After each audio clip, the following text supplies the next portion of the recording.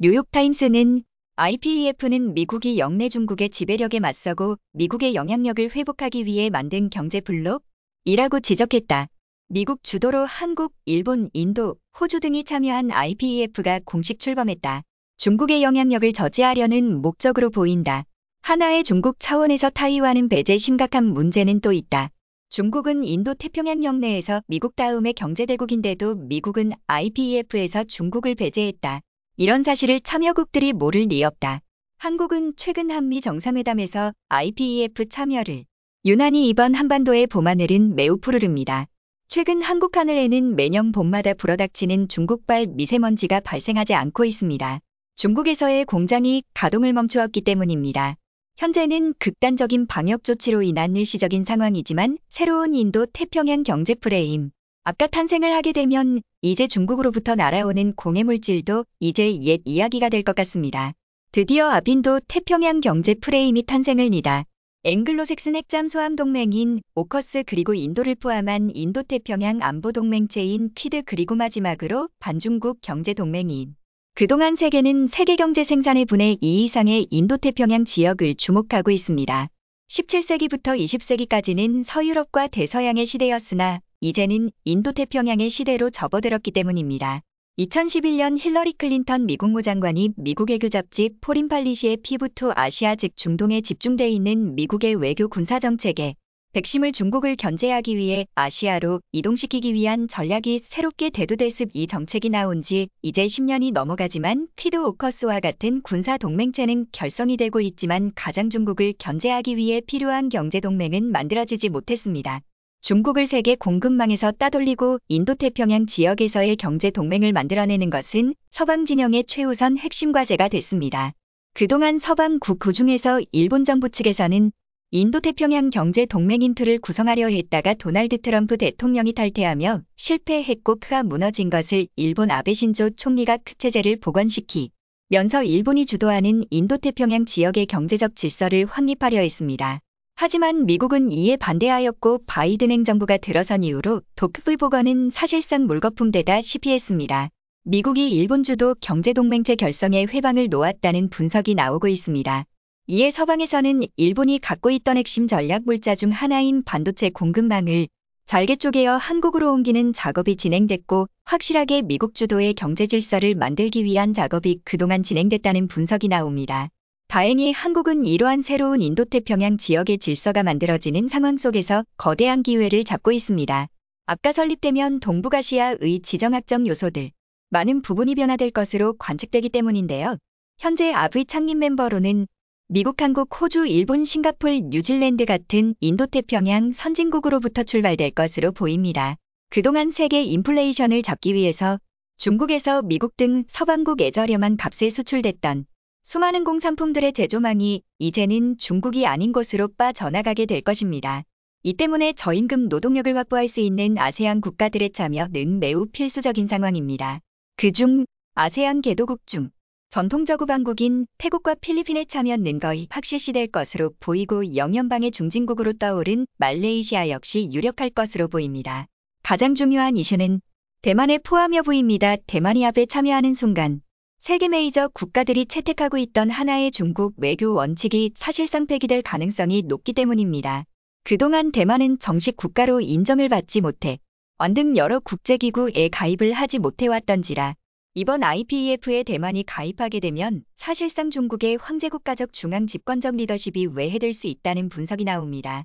이러한 상황에서 미국 국무부의 중국 대만 관련 개왕보고서에서 그동안 꼭 빠지지 않고 등장하던 원차이나 하나의 중국 원칙이 사상 처음으로 삭제됐습니다. 그동안 미국 국무부 문서에서는 자국의 중국 외교 원칙 중 대만의 독립을 지원하지 않는다는 내용이 명시돼 있었습니다. 하지만 이것이 IPEF 출범을 앞두고 삭제되는 것입니다. 현재 대만에서는 앞가입의 문제가 외교적 최우선과 제위에 올라가 있는 상황이 대만이 포함되게 되면 중국어를 사용하는 대만의 수많은 중국의 증견 제조업체들이 물밀듯이 대만으로 돌아올 가능성이 높고 상당 수의 자산가계층이 대만으로 망명을 할 가능성이 높아 대만의 국제기구 편입은 중국의 중화 제국주의적 정치 시스템을 붕괴시키는 가장 확실한 방법이 될 것으로 관측됩니다. IPEF에서 가장 기대되는 나라는 바로 대한민국입니다. 대한민국이 창립 초기 멤버국으로 들어갈 것이 확실시되면서 한국에 대한 기대감이 높아지고 있습니다. 한국은 세계 최대 반도체 생산 국가일 뿐 아니라 최근에는 송도국제 신도시의 영국 등 주요 바이오 산업 회사들이 이전을 해오면서 동북아시아 증심 바이오허브가 될 것으로 전망되면서 한국은 45억 인도 태평양의 건강과 안전을 책임질 나라로 부상하고 있습니다. 이외에도 주요 글로벌 반도체 부품 회사, 첨단 제조 물류 회사들이 한국으로 동북아시아 증심 거점을 속속 이전을 진행하고 있고 그동안 중국의 홍콩, 상하이의 역할을 한국 등 아시아 주요국들이 그 기능들을 분산해 받아오고 있는 상황입니다. 체제가 가동이 시작되고 중국을 대체할 공급망이 완성되면 중국은 남미와 같이 중진국의 문턱에서 선진국 도약에 실패할 가능성이 높다는 분석을 내놓고 있습니다. 과거 남미의 강대국 아르헨티나는 20세기 초만 하더라도 유럽에서 수많은 백인들이 넘어와 미국보다 1인당 소득이 높은 세계 5대 경제부국이었습니다. 제2차 세계대전에도 독일인 지식인과 부호들이 망명하며 아르헨티나는 미국을 위협할 수 있는 부유한 나라가 될 뻔했으나 정치적 부정부패로 여전히 선진국 반열에 오르지 못하고 있고 일본 역시 1980년대 말 미국을 능가할 경제대국으로 떠올랐으나 플라자 합의라는 어퍼컷을 맞고 그대로 일본의 주요 제조산업 88년 서울 올림픽 이후 급부상하는 한국 등 신흥공업국어 패권이 잘게 나뉘어 분해되고 말았습니다. 하지만 중국은 80년대 일본과 상황이 다릅니다. 일본은 단순히 경제력으로 미국을 뛰어넘으려고 하였으나 중국은 경제력뿐 아니라 군사기술 세계 패권까지 장악하려 하고 있기 때문입니다.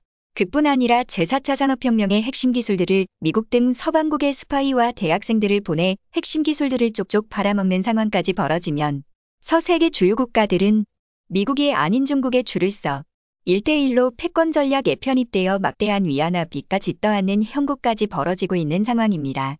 이러한 상황 속에서 한국은 앞가입을 통해 확실한 대중국권제 경제 동맹국의 일원이 된 상황입니다. 19세기 말 20세기 초 대한제국은 의화단일한 당시 연합국의 자격으로 참여를 할 수 있었으나 오랜 친일본의 성장을 눈뜨고 바라만 보며 망국이 길로 치닫는 상황이 연출된 바 있으니 현재 국제 상황도 마찬가지입니다.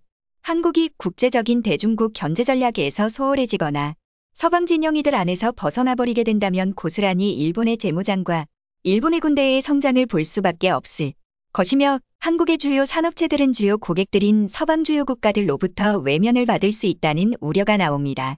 다행히 한국은 앞가입을 통해 향후 중국으로부터 받아낼 수 있는 2020 전 세계적인 질병 사태로 비처진 배상금, 또 통일 이후 한국 전쟁 개입에 대한 전후 배상 등을 받아낼 수 있을 것이라는 분석이 나옵니다. 아직까지도 중국은 한국 전쟁 참여를 통해 우리 국토를 분단시킨 책임 국가이자 전범으로서의 책임이 여전히 있는 상황이지만 중국에서는 아직까지 한국 전쟁을 미화한 영화를 방영할 뿐 아니라 이제까지도 한국의 물리적 위협을 가하고 있는 안타까운 상황입니다. 한국은 고조선 시기 때부터 중국과는 구별된 민족의식이 핵심 국가적 정체성이었습니다. 우리 민족은 중국과는 확실하게 다른 민족의식이 최초의 국가인 고조선 시대부터 존재했었던 세계에서 가장 중국을 잘 알고 있는 민족 중 하나입니다. 이 때문에 한국은 앞가입을 시작으로 남북한의 자유민주체제로의 통일 그리고 옛만주고토 등의 한국 경제권으로의 편입 등을 위해 서방 진영과 함께 해야 한다는 전문가들의 목소리가 나옵니다.